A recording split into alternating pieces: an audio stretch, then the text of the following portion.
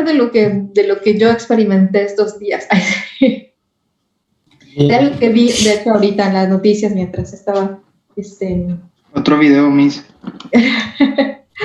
Sí, creo que vamos a ver un videito también, no de posverdad, algo así. Pero eslogans o cosas que se repiten, claro, tiene que ver también con esto de la falacia ad nauseam, de la que hablábamos, ¿no? De hacer repetir, y la gente lo asume, pero en el fondo también es la articulación de un discurso como pegajoso o que mueve.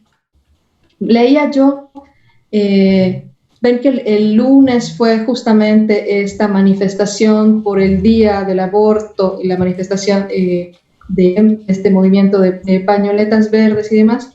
Entonces, en las redes leí yo una discusión entre un chico que no estaba a favor de esta manifestación y una chica que había estado en esta manifestación, ¿no? Y entonces él decía que pues, no está de acuerdo en los medios de lo que están manifestando, ni en todas las cosas que están pidiendo, que contra la violencia obviamente sí, pero la cuestión del aborto tenía una postura diferente. Y entonces esta chica le pone una cosa que ha sido repetida hasta el cansancio y que se ha vuelto eslogan y que la gente no se para muchas veces a evaluar. Y de hecho, periodistas emplean la frase tal cual en sus noticias, ¿no? Periodistas que apoyan este tipo de manifestación emplean, ¿no? Dice, es que son los antiderechos, es que tú eres de los antiderechos. Bueno, habría que analizar realmente este hombre está en contra de los derechos. Porque le dijo misógino antiderechos, ¿no? Bueno, misógino es aquel que odia, se supone, a las mujeres, ¿sí? Y pues antiderechos, un derecho es aquello que es exigencia de la propia naturaleza humana para alcanzar la perfección, ¿no? Entonces, sin pararse a analizar esto, mucha gente asume esta cuestión. Ah, mira, los del bando de azules son los antiderechos. Ese podría ser un ejemplo de posverdad, porque la gente no lo analiza. De hecho, esta chica, a alguien le cuestiona, lee todo el libro de la conversación, oye, pero ¿cómo puede ser misógino si en el otro movimiento hay un montón de mujeres?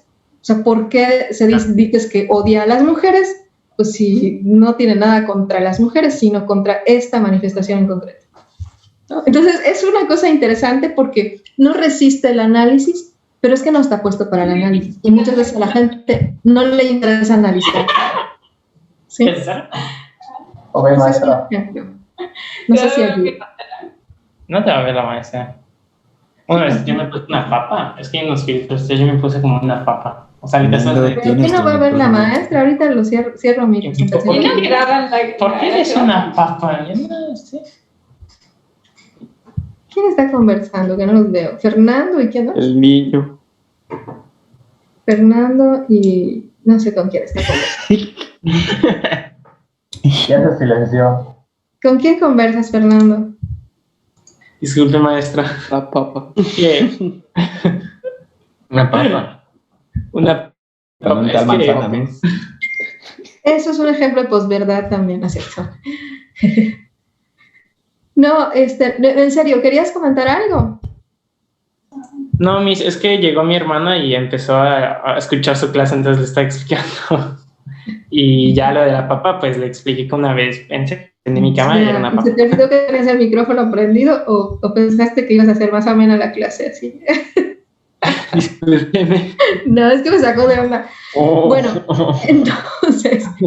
entonces digo, es un ejemplo. Digo, independientemente de la postura que asumamos, a veces el discurso que se emplea está enfocado en generar como cierto rechazo. Si yo te digo antiderechos, pues claro que no voy a querer a nadie que sea antiderechos, ¿sí? En lugar de evaluar la propuesta concreta de cada movimiento, se usa ya un descalificativo, ¿no?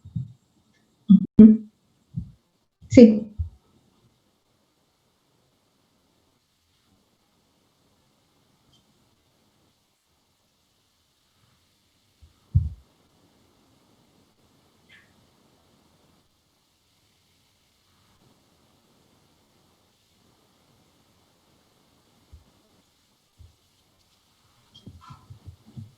No entiendo bien. ¿Cómo relacionaríamos eso con posverdad?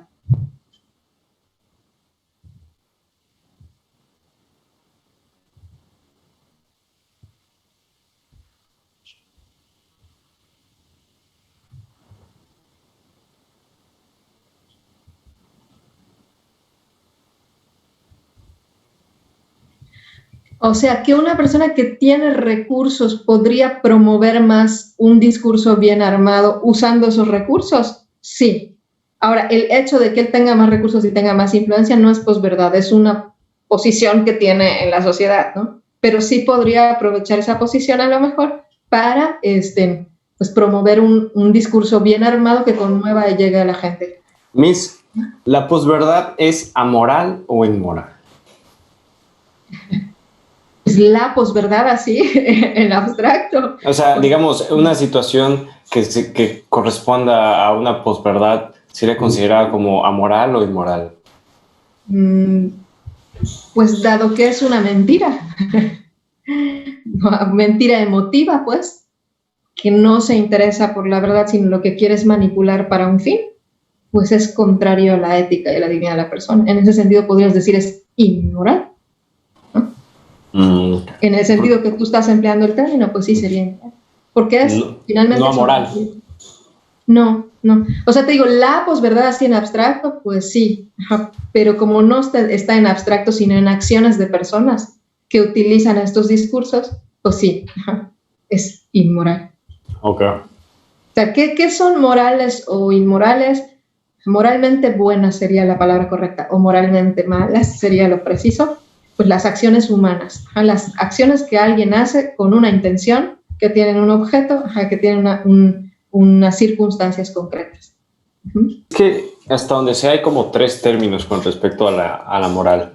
Lo moralmente, lo amoral y lo inmoral. Pero Sí, todavía no logro distinguir. De hablar. Lo que pasa es que, te digo, yo que doy ética, el término moral hace referencia a aquellas realidades que son producto del libre albedrío. Un acto moral no es un acto bueno, sino es un acto que es producto del libre albedrío y puede ser moralmente bueno o moralmente malo.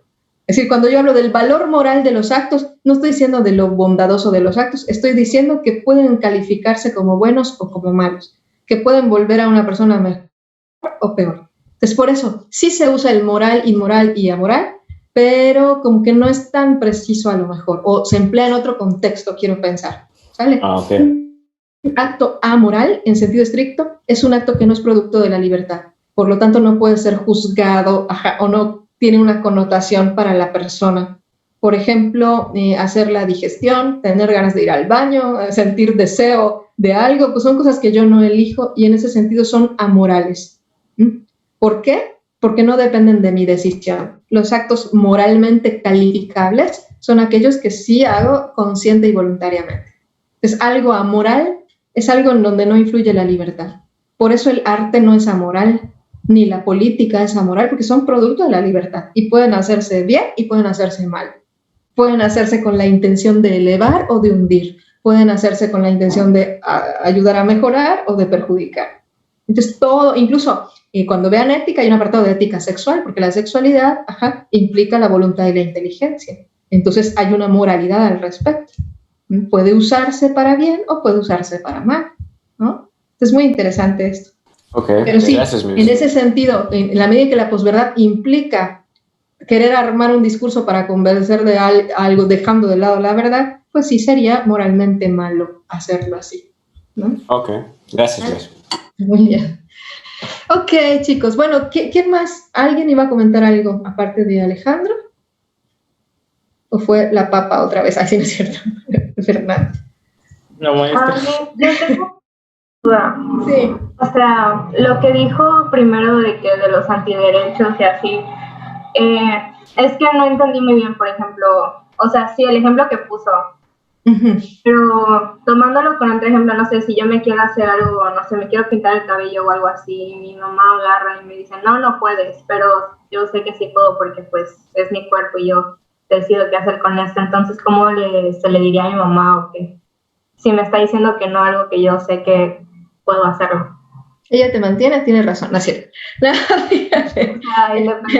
No, o sea, pero ¿cómo le podrías decir que sí te lo vas a pintar? ¿O qué calificativo le daríamos a lo que está haciendo tu mamá? O sea, es que, por ejemplo, para no tomarlo de, ay, perdón por el ruido, para no tomar, por ejemplo, lo del aborto, no sé, porque o sea, al final o sea, yo tengo la idea de que es el cuerpo de cada quien y cada quien hace con su cuerpo lo que quiere. Sí. Entonces, al momento de que alguien que no está a favor cuando alguien que está a favor le dice a alguien que no, que es un antiderecho, pues yo siento que en parte sí está bien porque, o sea, otra persona no puede venir a decirme qué puedo hacer yo con mi cuerpo y qué no. Entonces, no sé por qué no se le puede decir que no es eso.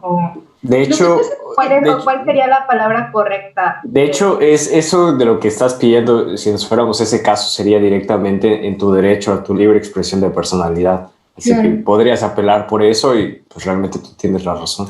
Sí, o sea, pero el punto aquí es, tú le podrías decir a tu mamá, no, estás equivocada porque sí tengo derecho y suponiendo, ¿no? Que soy independiente y yo puedo hacer mis reglas, mis cosas y demás. En el caso del aborto que tú dijeras, igual podrías decir, oye, no, estás equivocado. Es que no es lo mismo, por eso veíamos los estados de la mente ante la verdad. Una cosa es el error y otra cosa es la posverdad. El que yo te diga, ¿sabes qué? Voy a emplear este discurso para descalificarte a ti porque no estás de acuerdo conmigo. Y eso va de ambos lados, ¿ok? Si yo digo, oye, ¿por qué no estás de acuerdo con el movimiento feminista? Porque son unas mujeres locas que no tienen nada que hacer y que van ahí sin abordar los argumentos y nada más para generar desprecio, pues yo igual estoy cayendo en este juego de la posverdad, porque no estoy analizando qué es lo valioso de sus propuestas o qué es lo que no es aceptable de sus propuestas. Sí, o sea, no es el tema el que estamos discutiendo aquí, sino la actitud de cómo yo me manifiesto a favor, en contra, o genero una historia para manipular los sentimientos hacia un lado, sin importar la verdad. ¿Y cuál sería la palabra correcta, por así decirlo, entonces? O sea, en cualquier caso. Para no decir antiderechos en concreto, o sea, por lo que yo estoy diciendo que es un ejemplo de posverdad. Oye, pues yo puedo decir, oye, tú estás en contra de esto que yo creo que sí es un derecho. O sea, yo creo que el aborto es un derecho y tú estás en contra del aborto. Y lo que habría que analizar es si el aborto realmente es un derecho o no. Si con un aborto estoy interviniendo sobre mi cuerpo o sobre el cuerpo de alguien más. Y a este nivel es interesante el debate, porque entonces podemos meter la ciencia, podemos averiguar qué es un aborto, cómo se hace, cuál es el procedimiento. Esa cosa que están extrayendo de mí tiene la misma identidad genética que yo. ¿Qué me dice la antropología? ¿Qué me dice la genética? Entonces, podemos discutir posturas distintas. O sea, tener una postura distinta no es posverdad. ¿Sale? Lo que es armar un discurso para descartar al otro simplemente apelando a las emociones. Si yo quiero generar rechazo y digo que son antiderechos, pues con esa palabra, pues todo el mundo va a rechazar. O yo quiero generar rechazo y digo, son feminazis. O sea, me parece sería como ignorancia también, ¿no? Me parece que en ambos sentidos se está apelando más a la emoción, a generar repulsión, en vez de debatir. El debate es sano. El debate es sano, pero pretender que tengo razón poniéndole un apelativo despectivo al otro, eso ya no cuenta. ¿Sí? Eso ya no cuenta porque aparte estoy generalizando, ¿no? Son antiderechos. Oye, no, pues si están defendiendo el derecho a la vida, a la manifestación pacífica, a muchísimas cosas. De entrada ya no cabe eso. O como les decía el caso de mi amigo, es misógino. No es misógino, no está de acuerdo con estas mujeres. Hay otras muchas mujeres que piensan distinto.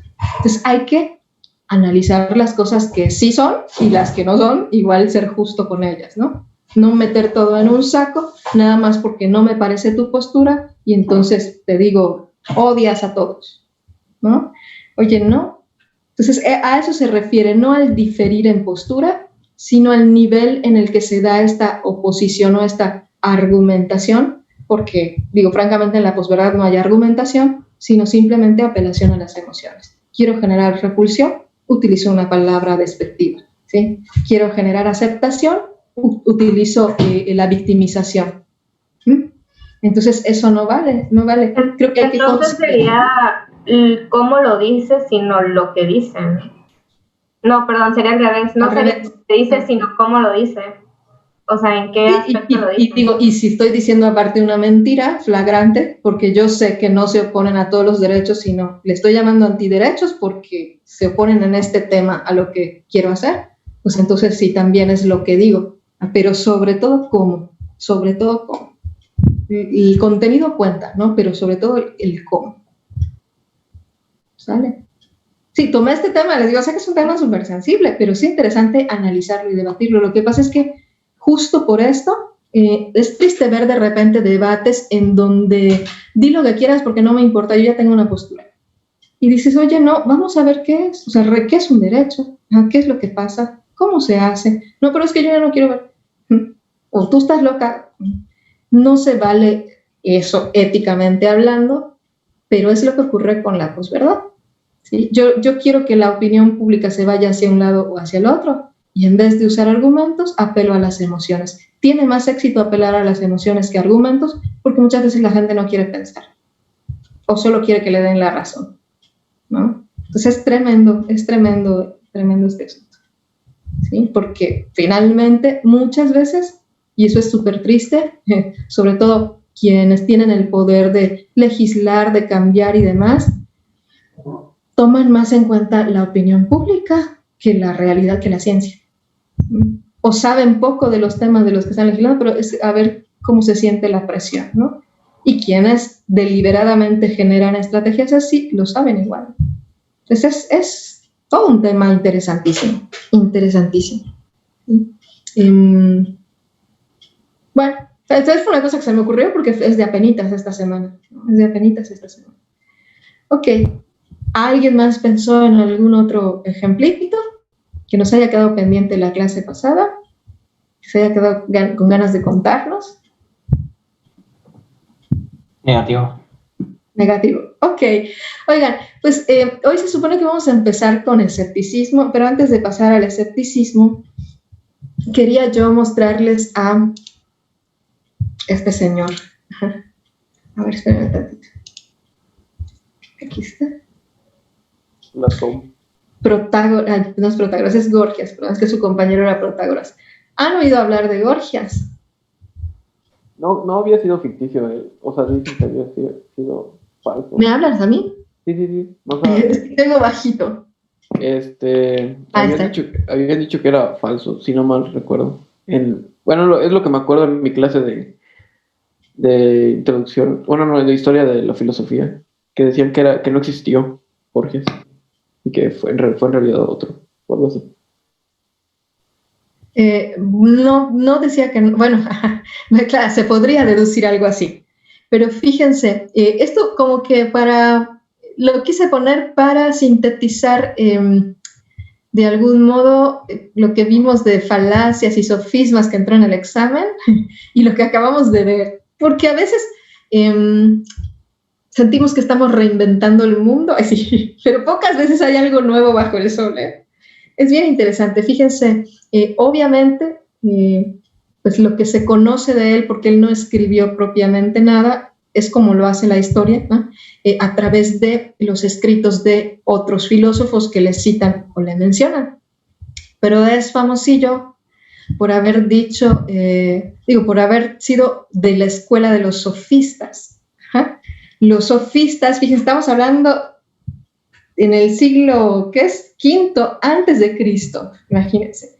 Los sofistas, pues tenían esta característica de que sofos significa sabio en primera instancia, después adquieren un sentido no muy elogiable porque pues, se supone que los sofistas cobraban por enseñar y se preciaban de alguna manera de poder demostrar cualquier cosa, manejar también la retórica o el lenguaje que podían demostrar y probar cualquier cosa, ¿no?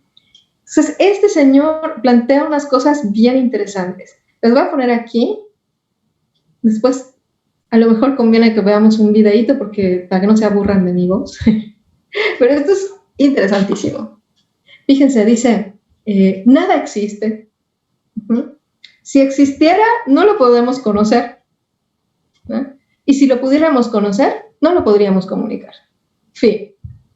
¿Qué pasa? ¿Por qué lo estoy poniendo ahorita? Porque nos vincula al siguiente tema, que es escepticismo, pero también nos ayuda a dar cierre a este de la posverdad. Fíjense que este señor dice, bueno, por lo tanto, el lenguaje no transmite realidad. ahorita que yo estoy hablando con ustedes, no estoy transmitiéndoles nada relacionado con la verdad, la realidad, porque para empezar no existe nada. Si existe no lo puedo conocer, y si no lo puedo conocer o lo pudiera conocer, tampoco lo podría comunicar. Entonces, ¿no existe nada para él? Nada. Por eso cuando decía, bueno, Gorgias no existió, pues sí, en realidad implicaría eso que él tampoco existió, ¿no? Pero fíjense qué consecuencia tan interesante de esto. Si las palabras no comunican verdad, solo sirven para persuadir. Entonces, armemos discursos bonitos para persuadir y convencer a la gente de lo que nos interesa convencer. ¿Les suena? Es un poquito lo que acabamos de exponer. Entonces, no es que esto de posverdad o esta actitud no existiera antes, es que antes era Protágoras y su gente. Y es que hoy se ha vuelto una cosa súper generalizada, fíjense. En el fondo, detrás de esta actitud de la posverdad, hay una desconfianza o desinterés en la capacidad de conocer la verdad. Hay una prioridad de, wow, ¿qué es lo que yo quiero conseguir? Ya sin siquiera cuestionarse por la verdad. Pero es bien interesante, ¿no? Suena bastante familiar. Les voy a poner este videito nada más, por si a alguien le interesa conocer un poquito por qué dice lo que dice, pero pues creo que lo explica bastante bien, ¿sale? Denme nada más un segundo. Dejo de compartir este.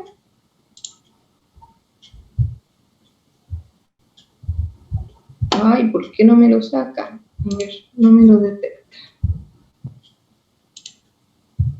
A ver si ahora sí.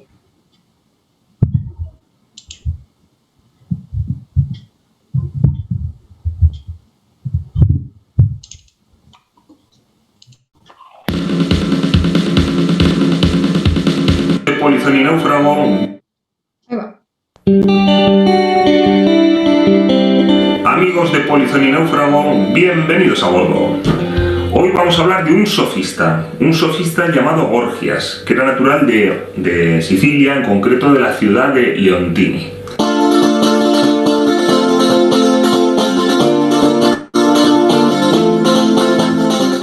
Pero antes voy a explicar qué son los sofistas, porque como estoy diciendo, Gorgias era uno de ellos.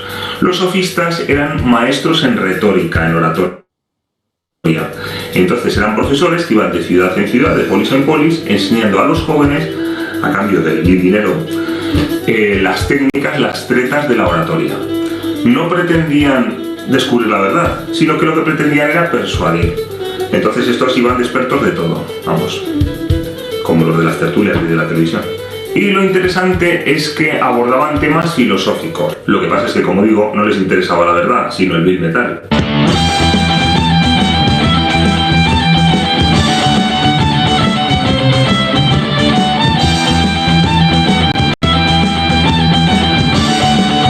Vayamos con Gorgias. Gorgias tiene varios libros, pero el que ha llegado hasta nosotros, algunos fragmentos, se titula El no ser. No el ser, sino el no ser. Y la tesis que sostiene en este libro es la siguiente. Nada existe. Si algo existe, no se puede conocer. Y si algo se pudiera conocer, no se podría comunicar. Tela, telita, tela. Analicemos punto por punto. Nada existe. Nada existe, Gorgias. ¿Pero qué nos estás contando? ¿Nada existe? ¿Nada existe, Gorgias? ¿Tú no existes? ¿A quién le cuentas que nada existe? ¿Qué le cuentas a la gente que existe o que deja de existir? Quizá era un adelantado y conocía lo que es el déficit del Estado. Lo que pasa es que el déficit del Estado supone que el Estado tiene menos que nada. Es más, tiene un roto monumental. Pero no nos vayamos del tema. Nada existe. ¿Por qué dice esto Gorgias? ¿Porque era un poco tontito? No. Hemos dicho que eran muy espabilados y Gorgias uno de los más espabilados. ¿Por qué dice esto Gorgias? Porque dice, si existiera algo, o procedería del no ser, y ya vimos con Parménides y con Zenón de Elea que del no ser no puede salir el ser, luego si existiera algo no puede venir del no ser, o vendría de algo previo, pero el ser no puede cambiar en el pensamiento eleático, en ese pensamiento de Parménides y Zenón, que es en el que se apoya Gorgias, y entonces el ser no puede pasar a ser otra cosa porque dejaría de ser lo anterior, el ser no puede no ser. o sería eterno, ¿vale? Para que no hubiera ningún cambio estaría desde la eternidad. Pero la eternidad supone infinitud en el pensamiento de Gorgias, es infinito. Que es infinito supone que no tiene ni principio ni fin, luego no ocupa espacio ninguno, no tiene principio ni fin. Lo que no ocupa espacio es que no se sostiene en nada ni se sostiene en sí mismo, luego no existe. Así no lo despachamos la cosa. Gorgias, para Gorgias, nada existe. O sea que no hay manera de que exista nada. Segundo punto, si algo existiera, no se podría conocer. ¿No? Pues para no conocer nada nos estás contando que no conocemos nada y aparte que conoces algo. Pero hemos dicho que Gorgias no es tontito, es espabilado. ¿Qué quiere decir con esto? Pues que lo pensado es distinto a las cosas, es decir, la cosa en sí, digamos, luego el pensamiento moderno ha tenido que darle muchas vueltas a este tema. La cosa en sí no nos entra en la cabeza, luego no conocemos las cosas quedan fuera de nosotros. Las cosas no están en nuestro pensamiento. Habrá que distinguir más tarde el ser de la cosa. Pasemos al siguiente punto. Y si algo se pudiera conocer, no se podría comunicar. Gorgi, céntrate. Si algo se puede conocer, no se puede comunicar, nos lo estás comunicando. Luego, tú que conoces que no se puede conocer nada, nos comunicas que no nos puedes comunicar. Gorgias, céntrate un poquito, que te van a fichar por cualquier partido político un día de estos, como sigas diciendo tontadas. Libérate un poco, relájate, respira hondo. Vamos a ver. ¿Por qué dices esto, Gorgias? ¿Porque es tontito? ¡No! Hemos dicho que no es tontito. Gorgias, busca el bimetal. Dice esto porque si hemos dicho que la cosa no entra en nuestra cabeza, tampoco la cosa sale de nuestra boca para que entre en el otro, ¿eh? Entonces no se puede comunicar la cosa, el ser de la cosa, que lo identifica con la cosa en sí, Gorgias, no se puede comunicar porque no se le puede meter a otro en la cabeza. ¿Queda entendido esto? Así que Gorgias y otros pensadores obligaron a los filósofos a pensar cómo resolver estos problemas, porque los otros filósofos ya se daban cuenta que esto no podía ser, que Gorgias se llevaba una pasta gansa diciendo cosas que no podían ser, pero que realmente eran difíciles de explicar con los criterios mentales que tenían entonces. Entonces les obligó a todos, a Sócrates, a Platón, a darle vueltas al coco y a buscar otras vías, sacar las ideas equivocadas. Darle vueltas al coco suena hueco y encontrar la neurona donde quiera que esté. Así que hoy hemos conocido a Gorgias de Lontini. Hasta la próxima, polizones. Bueno, pues clarísimo todo. Alejandro, gracias por tener prendida tu cámara. Me hace sentir que estoy hablando con alguien. ¿Quién? Alejandro. Ah, perdón. Maestra, Gorgias no se contradice. Claro, claro. Sí, es lo que está diciendo. El punto es que como es un sofista, la verdad no interesa, lo que interesa es persuadir. Pues está muy interesante el discurso que arma, ¿no? Entonces está centrado en la mera persuasión y de lo que plantea este señor que está explicando es cómo en sus propias afirmaciones ya hay contradicción. Nos comunica que no se puede comunicar. Uh-huh. Dice que ya conoció que no se puede conocer. Entonces, claro, eso entraña contradicción. O sea, simplemente, si lo que está diciendo no se sostiene, ¿no? Sí. Miss, para usted, ¿cómo definiría qué es la comunicación? Es un proceso así, en el cual pues, hay tres elementos, ¿no? El mensaje, el receptor y el emisor. Y se da de alguna manera una interacción entre no sé cómo, qué definición más bonita pueda dar, pero sí. A ver, ¿podrías repetir eso? Este proceso en donde hay un mensaje, un receptor, un emisor, ¿no? Y hay este intercambio y mensaje en ambos, ¿no? Esta codificación y decodificación. A ver, así es, elegantemente. Pues igual está súper relacionado con lo del video que acabamos de ver, ¿no? Sí, niega la posibilidad de comunicar. curiosamente, que es lo paradójico, ¿no? Nos comunica que no se puede comunicar nada. Entonces, gracias, Miss. Por eso a nivel argumental, pues no tiene sentido, sino esto de alguna manera queda destruido con la evidencia de la práctica cotidiana, ¿no? O sea, yo le puedo decir, no, sí es cierto, la verdad sí existe y sí la podemos comunicar. Pues ya lo estoy mostrando con la práctica, porque de hecho nos estamos comunicando. Al decir, oye, sí estoy de acuerdo, no estoy de acuerdo, aunque a veces sea difícil o confuso. Pero lo interesante aquí, o sea, lo que se me hizo llamativo, es esta conclusión pragmática. Es decir, no hay interés por la verdad. Es más, yo asumo que no se puede conocer, pues sacamos provecho, porque lo que sí podemos hacer es persuadir, moviendo las emociones de la gente o diciendo cosas con una aparente fuerza, y hagámoslo. Desgraciadamente es la manera como funcionan hoy muchos movimientos políticos, sociales, los mismos medios de comunicación. No importa la verdad, lo que importa es mover a la gente a que crea lo que yo quiero. O sea, Gorgias está errado. Gorgias está errado, va contra la evidencia, digamos, sí. Sí, o sea, de entrada, para poder estar en esta clase, tenemos que existir. De entrada, ¿no? Imagínense si no se le ahorraría el re bien, ¿no? De poder o no poder conocer, pues es esa contradicción igual. Tengo que conocer que no puedo conocer.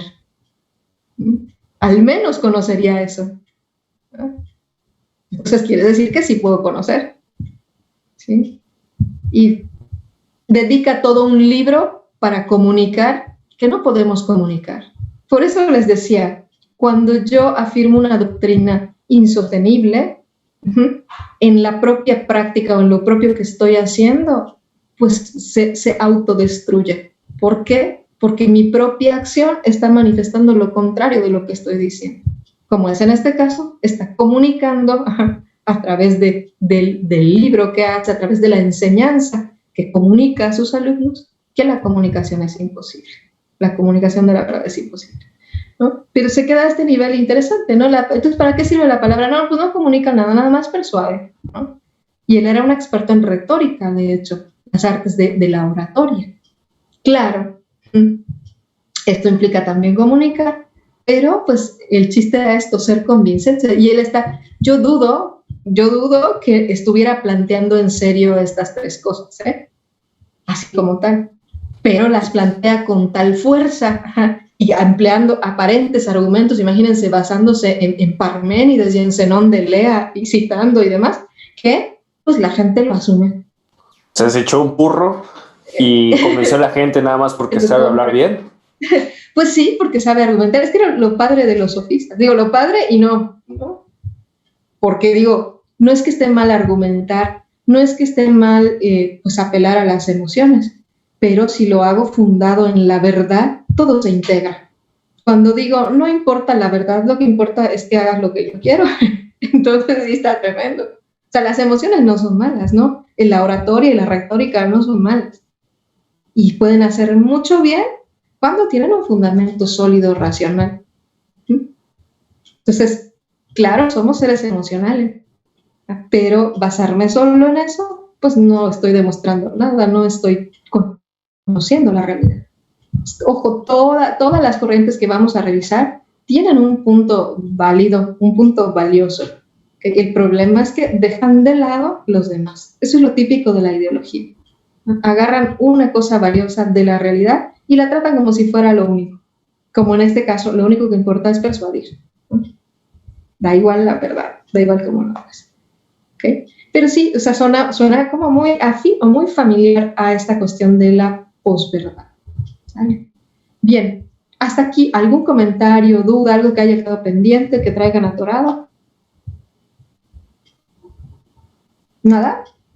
Ok, bien. Fíjense que antes vimos los estados de la mente con respecto a la verdad, hicieron su videíto, recordarán, y hoy vamos a evaluar una de estas, o revisar, conocer primero y después hacer un juicio de valor de estas corrientes que se fundan en uno de los estados, de hecho se los pregunté en el examen, de la mente frente a la verdad, que es la duda, ¿sale? Y son los escépticos, el escepticismo. Digan, ¿por qué de repente ahorita estamos recurriendo a los filósofos antiguos? Un poquito por lo que les decía. A veces en la historia de la humanidad repetimos cosas porque tenemos poco conocimiento de la historia, ¿no? Muchas de las cosas que a veces se debaten hoy, se discuten hoy, ya han sido planteadas antes, ya han sido discutidas antes, y creo que se saca mucho provecho de conocer un poquito de esto, ¿no? El escepticismo, fíjense, la palabra escepticismo viene del griego skeptomai, que significa evaluar detenidamente, investigar. Y esto es bien bonito, o sea, el significado original, ¿no? Es esta disposición de someter a examen, a evaluación algo para obtener una conclusión y no tragárselo todo así de golpe, ¿no? Entonces suena muy bien, suena muy bien. Sin embargo, en la práctica, pues termina muchas veces degenerando en, no solo en suspendo mi juicio porque no sé si esto es verdad o no y voy a investigar, sino el problema es que terminó convirtiéndose en una actitud radical en la que se suspende el juicio y se vive en la suspensión del juicio, ¿no? Se vive en la suspensión del juicio porque después de esta evaluación detenida, un poquito al estilo Gorgias, la conclusión es que nada se puede afirmar con certeza y que pues más vale vivir en una eterna, igual otro término griego, epogé o suspensión del juicio. El epogé es como poner entre paréntesis, ahí queda entre paréntesis y no sabemos qué va a pasar, ¿no? Y dice, esta frase es de Alejandro Llano, dice, es una tentación constante para el espíritu humano, ¿no? De alguna manera manifiesta algo que vamos a ver más adelante en el tema 4, este anhelo de verdad absoluta que arraiga en el espíritu humano. Tenemos este anhelo de una comprensión total de la realidad.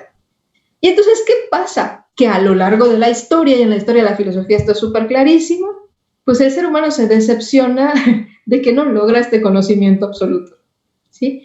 Y un poquito la actitud del escéptico es como para tratar de evitar esta decepción o desencanto.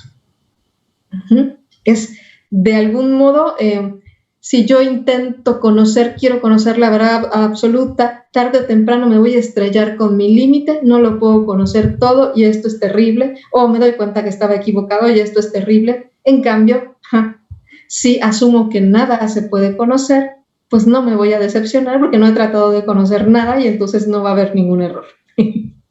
Fíjense, es gracioso porque cuando se habla de que el escepticismo va contra cualquier clase de dogmatismo que te diga, esta es la verdad, el escepticismo de alguna manera, así como el que es dogmático pretende estar en la verdad y huir del error por conocer, determinar que esta es la verdad, el escéptico también quiere huir del error. Si no afirmó nada, no me puedo equivocar. Es paradójico, ¿no? Las dos actitudes en el fondo manifiestan este anhelo de posesión absoluta de la verdad. Yo le llamo a esto un berrinche gnoseológico, después les explico por qué. Pero sí es bien interesante, ¿sí? Bien interesante. De alguna manera es un movimiento que pretende como enfrentarse al dogmatismo, a la aseveración o el dar por sentada las cosas. Y esto es interesante porque hay una actitud como de cuestionar. El problema es eso, termina concluyendo que no se puede afirmar nada. O que hay ciertas cosas que no se pueden afirmar. Bien, fíjense, hay diversas formas de escepticismo. Un escepticismo absoluto o un escepticismo parcial. Es decir, se duda de todo en todos los temas o se duda de ciertas cosas. Y ahí no se puede afirmar nada. Pero pues tienen como que argumentos comunes que vamos a revisar. Por citar algunos representantes antiguos de cosas que todavía subsisten hoy, uno de los más famosos representantes es Pirrón, que propone, él viajó mucho, estuvo en el ejército, conoció la India y así, y quedó muy impresionado, dicen, por los ascetas hindús. Ese es otro tema que me apasiona. Hinduismo y budismo es interesantísimo. Entonces, ¿qué termina él diciendo? Que hay que abstenerse de juzgar. Es radical, es una forma extrema, porque abstenerse de juzgar en todo. Incluso en este sentido en el que Gorgias afirma que nada existe, pues él no afirma ni niega nada.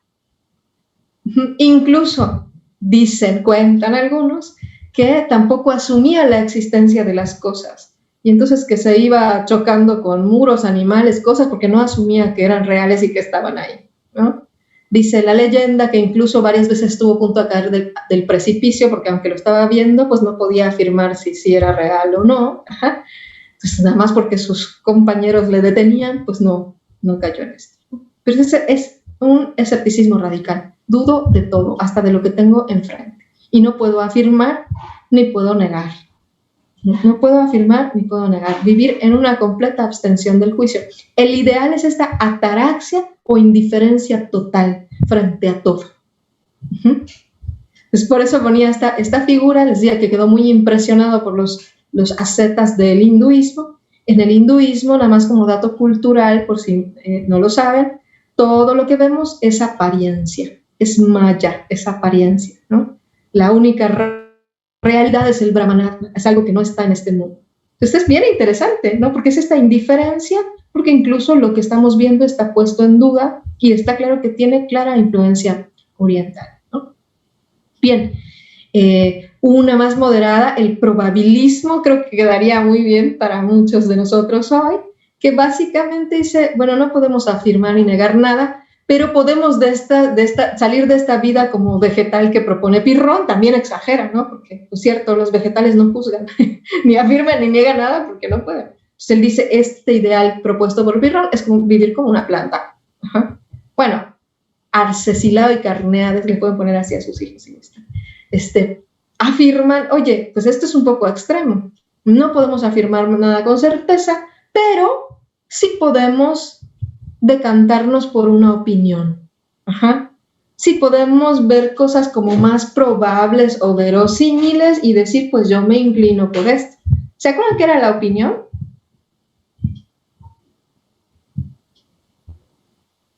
A ver, todos esos que estudiaron para el examen.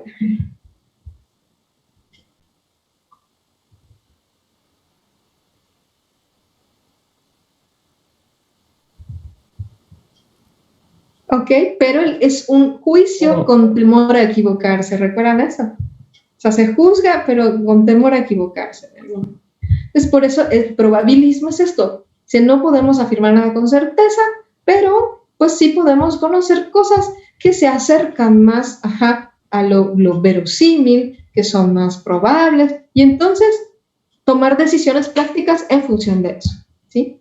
Igual está el escepticismo clásico, que lo que sostiene es que solo conocemos apariencias, pero cómo son las cosas en realidad, nunca lo sabremos. Es más, no solo cómo son las cosas, no sabemos si existen las cosas en realidad. No podemos pronunciarnos acerca de eso porque lo único que conocemos son apariencias. Es lo que aparece, pero en realidad no sabemos si existen cosas. ¿Vale? Y como consecuencia de esta otra está el empirismo, que sostiene un fenomenismo, que es lo mismo de lo anterior. Hay apariencias inmediatas, es decir, fenómenos, y podemos buscar la relación que hay entre esas apariencias inmediatas para tomar decisiones prácticas, ¿no? Y tratar de buscar como leyes o patrones de comportamiento, pero no quiere decir que eso sea verdad. ¿Sale? Creo que mucho de esto lo encontramos todavía hoy, ¿no? De hecho, el empirismo, David Hume, igual retomará algunas cuestiones de estas. Ok, hasta aquí. Obviamente estamos simplificando mucho, pero es nada más mostrar que hay distintas formas de escepticismo, ¿no? Desde la más radical, que muchos dirían, oye, Gorgias no sería de estos radicales porque dice que nada existe. Pues no propiamente, porque se supone que el escepticismo se trata de no juzgar y Gorgias ya está afirmando que nada existe. Y en cambio, el escepticismo como tal es no puedo afirmar ni negar. Me abstengo del juicio. ¿Sí? Ok. Bien. ¿Qué argumentos son los mismos de hoy? ¿Qué argumentos, si pudiéramos resumirlos, dan? Bueno, pues no podemos afirmar ni negar nada, hay que dudar de todo, porque en realidad, si tú miras la historia del pensamiento, los filósofos son una bola de contradicciones. Unos dicen una cosa, otros dicen otra, y hay tantas opiniones y tanta variedad de pensamientos y tantos que han sido defendidos por tantas personas que no se puede afirmar que alguno de ellos sea verdad. Hay tantas contradicciones que no se puede afirmar que haya alguna verdad. ¿Okay? 2, los errores de los sentidos. Oiga, recurrir a experiencias comunes, los sentidos nos engañan. Los sentidos nos engañan. Incluso a veces estoy incluso soñando y creo que es realidad y en realidad no lo es. ¿Y cómo sé que no estoy soñando ahorita? O cuando la gente está borracha igual de repente o tiene alucinaciones y confunde lo que está percibiendo con la realidad. Interesante, ¿no? ¿Cómo puedo afirmar que algo es real o no lo es cuando es evidente que los sentidos me engañan? Incluso metan un popote en un vaso con agua, ¿no? Y se ve quebrado, o un palito y se ve quebrado. Parece que está partido, ¿no? Si tiene la mitad que está afuera y la otra mitad que está dentro, donde se une eso, parece que está partido. Sí, los sentidos me engañan. No puedo confiar en mis sentidos. Todo lo que conozco lo conozco a través de los sentidos y los sentidos me engañan. Tercero, la relatividad del conocimiento. Volvemos a la cuestión, hay tantas opiniones distintas y tantas cosas que dependen de otras que pues, realmente no podemos decir que conocemos algo. No podemos decir que algo sea verdad porque hay muchas cosas que son subjetivas. Hay muchos puntos de vista y entonces pues todo es relativo. Y finalmente el diaelo o petición de principio. Fíjense, este es bien interesante. Dice, solo podemos aceptar como verdadero aquello que ha sido demostrado. Pero pues yo necesito demostrar en base a unos principios y esos principios necesitan ser demostrados para que yo los acepte como principios, pero esos se tienen que demostrar en base a otros principios que también se tienen que demostrar y que también se tienen que demostrar. Entonces, tendría yo que proseguir hasta el infinito y equivaldría a decir que todo se demuestra por todo, porque pues finalmente tengo que demostrar cada vez que voy a hacer una demostración y entonces eso implicaría finalmente que nada se puede demostrar. Porque siempre el principio que yo use va a requerir ser demostrado y va a requerir ser demostrado y va a requerir ser demostrado, lo que quiere decir que no se puede demostrar nada. Bueno, ¿qué opinan con esto? Digo, de esto. ¿Les convencieron los escépticos? ¿Listos para dudar de todo? A mí sí. A Pablo sí. La petición de principio no podría ser comprobada a través de método científico. O sea, hay teorías y hay leyes. ¿Cómo? Hay teorías y hay leyes. Pero pues esas también tienen que ser demostradas. Digo, si ya han sido demostradas, son se demuestran otra vez. Bueno, las leyes se...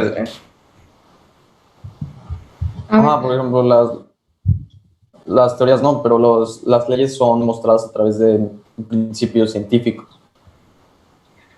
Fíjate, el asunto es justamente ese, que si yo recurro a la realidad, pues veo que puedo tener certezas, pero el escepticismo niega incluso estas, porque pues dice, esas leyes han sido demostradas en base a principios que también requieren demostración.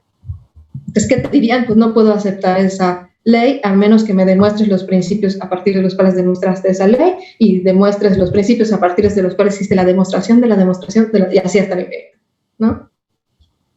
Pero claro, sin hacer tanto rebuscamiento, pues yo veo que puedo adquirir certezas que es una ley finalmente, un comportamiento o un acontecimiento que veo que ocurre regularmente de ese modo, ¿no?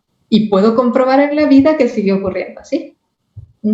Pero sí, ciertamente tienen mucha fuerza de repente estos motivos, pero no se pueden sostener racionalmente. Estos motivos, argumentos que estamos dando, en realidad no se pueden sostener, aunque son muy convincentes o pueden persuadirnos, ¿no? Bastante. De entrada, nada más, aunque lo repita yo al final, es mentira que solo puedo aceptar aquello que ha sido previamente demostrado. Ese punto de partida es falso. ¿Por qué? ¿Qué es la demostración? Volver evidente algo que no lo es. Lo evidente no se demuestra. Solo puedo demostrar algo que no es evidente. Entonces, de entrada, el punto de partida está errado, pero suena padrísimo. Solo puedo aceptar como verdadero aquello que ha sido demostrado. La experiencia de mi propia existencia no se puede demostrar. Yo no puedo demostrar que existo. Y sin embargo, existo. Estoy aquí dando clase, ¿no? Entonces, fíjense cómo suena muy bien, pero en realidad el punto de partida es erróneo. Contra la experiencia, de hecho. Oye, ¿alguien antes de que yo cambie de diapositiva tiene alguna otra cosa con esto? ¿Algo que le haya parecido interesante que quiera comentar? Maestra, yo no entendí el de Diageo. ¿El de Diageo? Sí, esto, petición de principio, porque voy a siempre, de alguna manera, requerir que sea demostrado, aquello a partir de lo cual estoy demostrando otra cosa. Porque el punto de partida es ese, que el punto de partida que digo, de entrada no se adecua a la experiencia, solo puedo aceptar como verdadero aquello que se ha demostrado. Pero la demostración se hace a partir de unos principios que tendrían que ser previamente demostrados, a partir de otros principios que tendrían que ser previamente demostrados. No sé si me explico. Después es el problema que se está planteando. Bien, fíjense, nada más un examen así muy simple de los argumentos, podría hacerse muchísimo más largo, pero la contradicción de opiniones, que es lo que alegan para decir que no se puede afirmar que hay verdad o no, es tan evidente como unidad. De hecho, si ustedes observan, incluso en el campo más difícil, en el campo ético, hay mucha diversidad en las culturas, pero también hay muchas coincidencias. Entonces, por eso, la unidad es tan evidente como la diversidad. Que haya diversas opiniones no es argumento para decir que no existe la verdad, sino que a lo mejor nos es difícil conocerla, que tardamos más en conocerla, pero también hay cosas en las que la humanidad ha estado de acuerdo desde el principio y que son también muy evidentes. Miren, yo les comentaba que a mí me gusta mucho filosofía de la religión y el estudio comparado de las religiones. Es bien interesante, bien interesante. Por ejemplo, cuando hablamos de cinco grandes religiones, budismo, hinduismo, islam, judaísmo y cristianismo, chispas, cuando hablamos de preceptos morales, hay unas coincidencias impresionantes. Creyendo cosas tan distintas de la divinidad, en cuestiones de qué se debe y no se debe hacer, hay una unidad impresionante. El cuidado de la vida, el no asesinar, el cuidado de la salud, la moderación o templanza de los apetitos, el no robar, el no hacer violencia incluso con las palabras. Es una cosa impactante, que tú dices, oye, se juntaron y se pusieron de acuerdo para hacer sus religiones. Pues no, quiere decir que hay algo que se puede conocer a través de la inteligencia, sentido común, si ustedes le quieren llamar, ¿no? Pero es bien interesante. Entonces este argumento no es sostenible. El argumento del error se vuelve contra el escéptico. Oiga, ¿por qué? Porque simplemente para hablar de error significa que conozco la verdad. No tendría sentido que yo hable de engaño si no sé lo que es la verdad. No tendría sentido que yo hable de, es que me equivoco. Pues que me equivoco quiere decir que tengo conciencia de lo que no es estar equivocado, ¿sí? Entonces, no se sostiene, porque pues, ya en la propia afirmación de error está implícita el conocimiento de la verdad. Si yo estuviera en un perpetuo error, simplemente no me daría cuenta que me equivoco. Entonces, implica la noción de que se conoce la verdad. Nada más que se desespera de que es tan difícil conocerla, que dice, pues no puedo afirmar la existencia de ninguna verdad. Es una conclusión desesperada, diría yo. Igual, los sentidos me engañan. No, los sentidos no nos engañan, ¿eh? Nos engañamos nosotros. Hacemos juicios apresurados. Como por ejemplo, el ejemplo del popote que les decía. Digo, ese popote está quebrado o ese palito está quebrado cuando no tengo suficiente evidencia para afirmar. El problema, los sentidos no me engañan.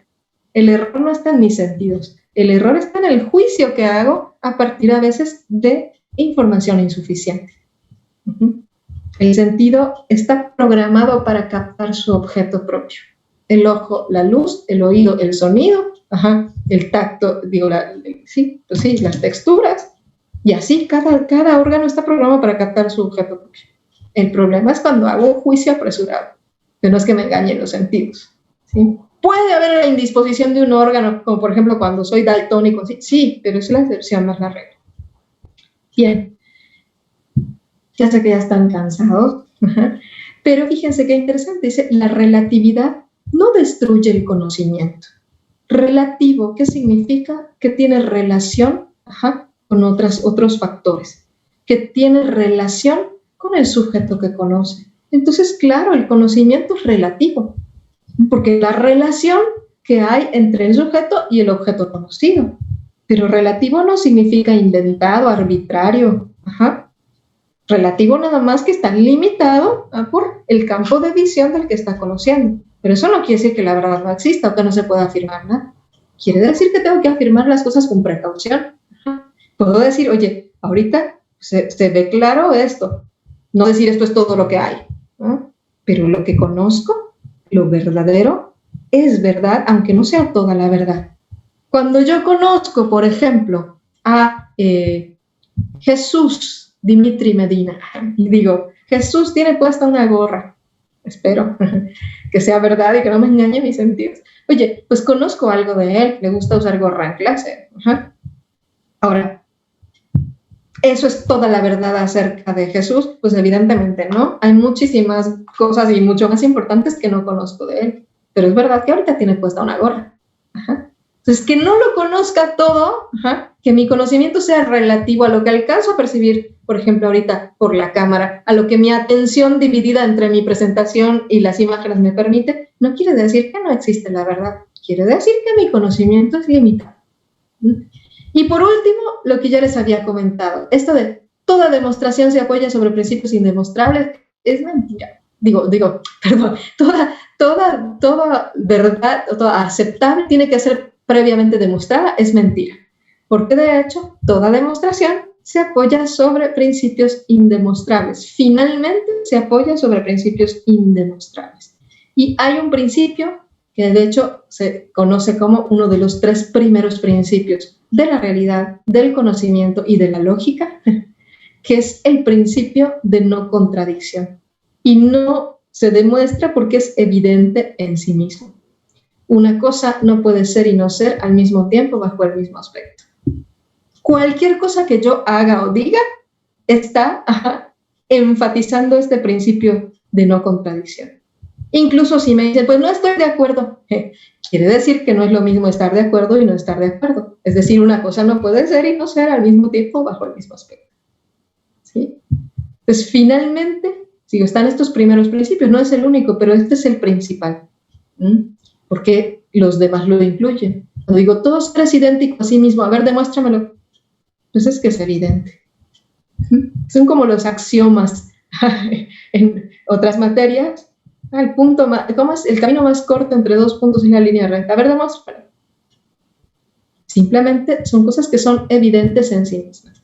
No es verdad que solo se puede aceptar aquello que ha sido previamente demostrado. Las cosas que son evidentes no se pueden demostrar, porque demostrar es volver evidente aquello que no lo es. Evidente viene de evidere, ex videre, que se ve, está por fuera, se alcanza a ver. ¿Sale? Bien, hasta aquí, dudas, quejas, preguntas. Ya sé, está densa la clase de hoy, pero espero no haberlos perdido. Sí. No sé hablar latín. Estudié 3 años de latín, pero la idea era nada más como para poder consultar textos y así, ¿no? Y ves, si no lo practicas se olvida. Entonces pude alguna vez comprenderlo, pero hablarlo no. O sea, algunas palabras, frases y así. Algunas oraciones en latín incluso, sí las sé. Griego, llevé un año de griego también. Era más difícil que el latín para mi gusto. Lo que pasa es que el latín fue el lenguaje no solo de la filosofía, sino el lenguaje de la ciencia en general, hasta pues, hace algunos añines. Incluso Descartes, que es relativamente, inicio de la filosofía moderna, la escribía en latín. Entonces era el lenguaje de la ciencia, ¿no? Por eso muchos términos, por ejemplo, de la medicina y así, pero los que estudian medicina tienen que estudiar etimologías grecolatinas. Es bien interesante, muy interesante. Porque mucho del lenguaje científico, incluso el nombre científico de esta planta está en latín. Era el lenguaje de la ciencia. Fíjate qué chévere. Ok, ¿qué más? Algo que no haya quedado claro. Yo me podría dar un ejemplo, pero del primer punto, por favor. De la unidad de opiniones. Sí. Lo que comenté de filosofía de la religión, ¿no? Que decía, en los códigos morales hay mucha unidad. Ajá. Incluso los problemas que les preocupan a los filósofos, pues igual son los mismos. Si existe o no existe la verdad, eso es unidad también, ¿no? Si existe o no existe la verdad, si se puede conocer o no se puede conocer, eso igual es unidad. Entonces, eso es lo que comentábamos, la unidad es tan evidente como la diversidad. Empezando por eso, no es lo mismo estar de acuerdo con algo que no estar de acuerdo, principio de no contradicción. Es que haya diversas opiniones con respecto a algo, no es un pretexto para decir que no existe la verdad. Fíjense, Chesterton, este autor que me encanta, él es un filósofo, pero oficialmente es un periodista inglés. Fíjense qué cosa tan interesante, porque sí, un periodista interesado por la verdad. Hablando de religiones, él criticaba mucho esto, dice, la gente se niega a elegir una opción con el pretexto de que hay una gran variedad de religiones, entonces no hay ninguna verdadera. Y dice, pues eso no es verdad. Que haya muchas opiniones respecto de algo no quiere decir que no exista una verdad, quiere decir simplemente que pues, a lo mejor da trabajo conocerla, ¿sí? Ponía el ejemplo él, de que haya gente que opine que la Tierra es, hoy no, la Tierra es plana, triangular o de la forma que quieran, no implica el hecho, no elimina el hecho de que la Tierra tiene una forma y no otra. De hecho, él dice, yo creo, un acto de fe, porque así lo afirman fuentes autorizadas, que la Tierra es redonda, bueno, no redonda, elíptica. De que haya tribus que piensen que es hexagonal o triangular o demás, se no elimina el hecho de que la Tierra tiene una forma y no otra. Entonces, no me digan que la variedad de opiniones es un pretexto para decir, no existe la verdad. No quiere decir que hay que buscarla de manera ardua y que hay que examinar las opiniones, pero la realidad es la que es. La Tierra o es redonda o no lo es, o sea, no hay pierde ahí. ¿Dios existe o no existe?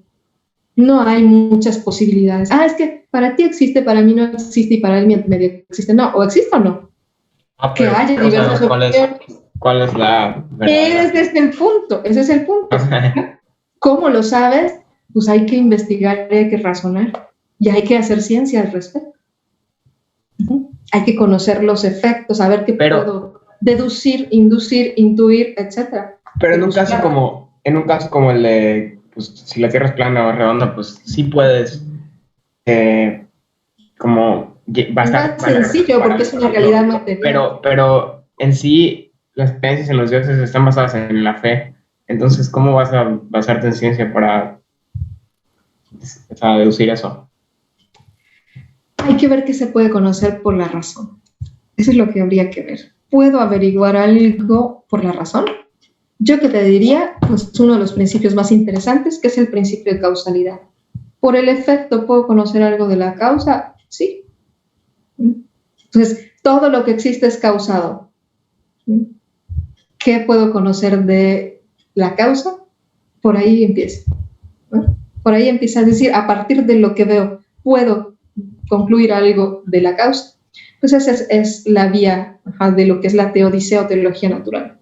De hecho, por la razón puedo saber muy poquito. Muy poquito, pero puedo saber algo. Entonces es muy, muy interesante. Pero aún que yo dijera, es que no lo puedo saber, pues es el mismo punto, o existe o no existe. Y si lo creo con todo el corazón, si no existe, no va a aparecer porque yo lo crea. Y si existe, no va a desaparecer porque yo no crea en él.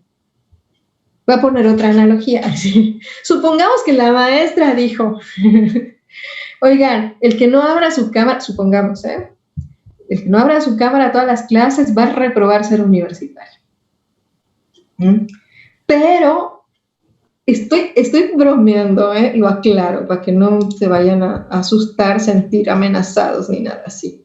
Pero hagan cuenta que, a ver, déjenme ver, José Eduardo no lo oyó. Bueno, no está, lo oyó, pero no me creyó, ¿sí? Y entonces resulta que llega el final del curso, es broma José Eduardo, ella prendió su cámara, no tenían que prender su cámara, pero que me dijera, maestra, y me ha pasado, es que yo sí la escuché, pero la verdad es que yo no creí que eso fuera a pasar. ¿La creencia de José Eduardo va a cambiar el hecho de que va a reprobar? Pues no, o sea, si esa era la regla, y va a reprobar aunque él no lo hubiera querido. Pues para hacer la analogía, pues pasa lo mismo con esto. Es como estas cuestiones. Oye, el cielo y el infierno, pues esas dos opciones, o existe o no existe. Y si existe, ahí va a estar cuando yo me muera, aunque no lo haya creído. Y si no existe, aunque lo haya creído con todo el corazón, pues no va a haber nada. ¿Sí me explico? Entonces no me estoy pronunciando respecto del tema, solo estoy diciendo que la realidad es la que es y que yo tenga una creencia al respecto no modifica la realidad. Así como que yo no creí que me fuera a reprobar, maestra, pues sí va a pasar, pero pues no lo creías. La diferencia entre la opinión y la realidad, ¿sí? ¿Sí se comprende esto? No estamos demostrando nada ahorita, nada más estamos planteando los principios básicos, ¿no? Los principios básicos. Entonces, en ese sentido, la variedad de opiniones no es un argumento para negar la existencia de la verdad. ¿Qué quiere decir que haya muchas opiniones? Pues que hay muchas opiniones y que no es algo tan evidente o tan sencillo como el 2 más 2 es 4, ¿sí? No es lo mismo averiguar cuánto es 2 más 2 que ¿qué puedo conocer de Dios a través de la razón? ¿O puede demostrarse la existencia de un Dios a través de la razón? No es tan sencillo, ¿sí? ¿O cuáles son las causas de la depresión? Oye, mientras más compleja la realidad estudiada, más difícil de conocer es. Pero no quiere decir que no haya causas, quiere decir que nos da trabajo mirarlas, descubrirlas. Por eso hay que hacer todo un estudio más complejo, ¿sí? Bien, bueno, hasta aquí, chicos. ¿Alguna pregunta más? ¿No? Bien, con la cuestión del escepticismo, ¿es aceptable el ideal del escepticismo? Si hablamos de escepticismo radical, de no puedo afirmar nada, pues no se puede refutar a alguien que no dice nada. Si el escéptico no afirma ni niega nada, pues simplemente a nivel teórico no se puede refutar a alguien que no se pronuncia acerca de nada.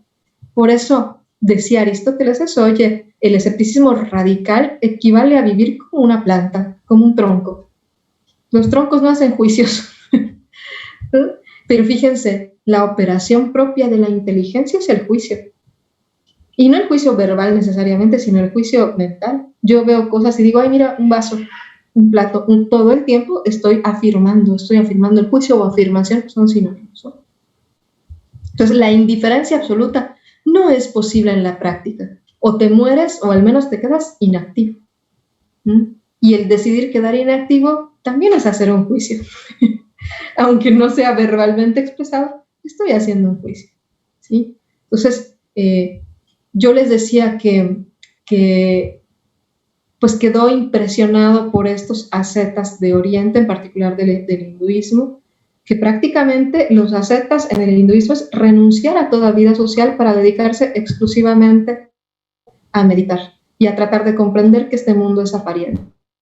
Buda fue asceta en su momento, tratando de encontrar respuesta al problema del dolor, del sufrimiento, de todo esto. Y pues narran esto, que la vida es bien difícil, ¿no? Porque ahorita que decía, en la práctica equivale a la muerte, pues es de alguna manera igual negación del cuerpo, de los sentidos y demás. En que los ascetas pues tomaban agua de la lluvia que les cae, la popó del pajarito, incluso mortificar, perforar la lengua, el cuerpo, para tratar de comprender que todo esto es aparente. Pues claro, se entiende esta influencia en Pirrón, que sostiene, bueno, el ideal es esa indiferencia ante la realidad, incluso ante el dolor, ante lo que fuera, todo es aparente, ¿no? Es un poquito tratar de evitar el desencanto, como decíamos. Bueno, si el escéptico habla, como dice Alejandro Llano, pues estaría perdido, porque si afirma no se puede afirmar nada, ya está estableciendo un dogma.